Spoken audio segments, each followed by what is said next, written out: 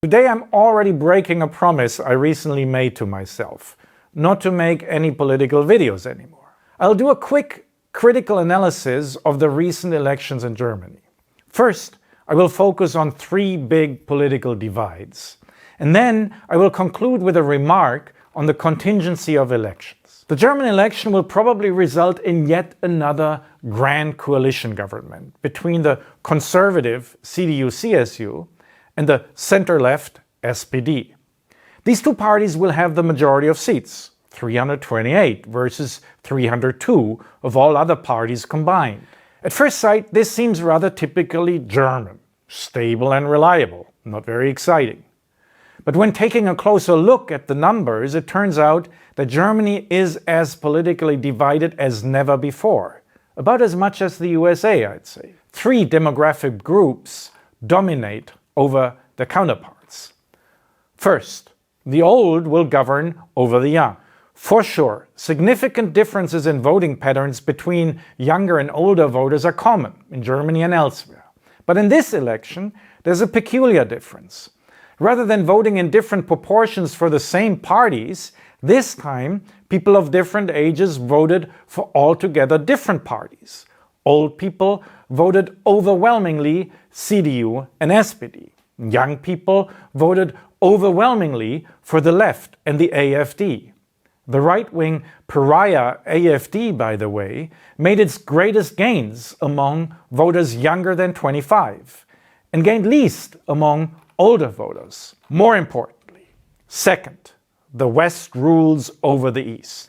The distribution of power between CDU and SPD in the new parliament will reflect the election result in Western Germany, but not at all in the East. The AfD won the majority of votes all over the East. Taken together, the AfD and the two left-wing parties got about 60% of the vote share. That's twice as much as CDU and SPD combined. Except in the capital Berlin, the government parties will have little support in the East. The left-wing BSW, led by East German politician Sarah Wagenknecht, got 10% of the vote in the East. But due to little support in the West, it missed the decisive federal 5% barrier and will have 0 parliamentary seats. In the German parliament, the CDU-SPD West plus Berlin will have a monopoly of power over the AfD leftist East. Third, migration has been a major topic in the election. But ironically, recent migrants have very little political representation. Migration in Germany is complex, as anywhere else. The politically correct German expression Menschen mit Migrationshintergrund, people with migration background, is frankly stupid. I mean, who doesn't? Many of those considered native Germans are descendants of people expelled from Eastern Europe after World War II. Then there's a large number of people whose parents or grandparents are Gastarbeiter, guest workers from Turkey, the Balkans, and somewhere else. In the 1990s, after the end of the Cold War, a lot of people from the Soviet Union with German heritage immigrated.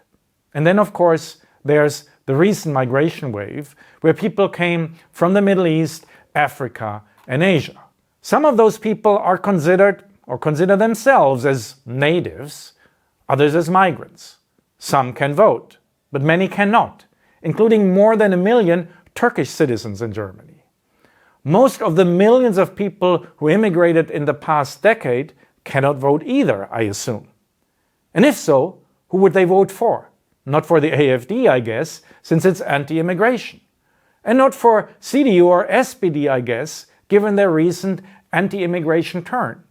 But probably also not for the Greens or the left, because even if these parties are pro-migration, they tend to represent a woke culture that isn't that popular among migrants from the Middle East or Asia. This is to say, even though migration is one of the major themes of German politics today, most migrants have no political representation to speak of. This is another huge divide in Germany. On the one hand, there are those in political power who make migration policy, and on the other hand, there are the migrants who either cannot vote or have no party to vote for. These three divides, old, young, east, west, political elites, migrants, may cause significant turmoil. In light of all these contingencies, who can vote and who not, and how the votes are counted, I can't help but critiquing once more the idea that elections express the will of the people. Elections are rather, as Niklas Luhmann suggested, a symbolical throw of the dice. The SPD suffered a big defeat in the elections. It lost about a third of its votes. That it can still form the government with the CDU is because the BSW party only got 4.97% of the vote nationwide rather than 5.0%. If it had gotten a few thousand votes more, CDU and SPD would not have a majority of seats. They can rule due to the rules of the game and all the other factors at play, like money, media, and so on. But yeah, I don't really want to make political videos anymore.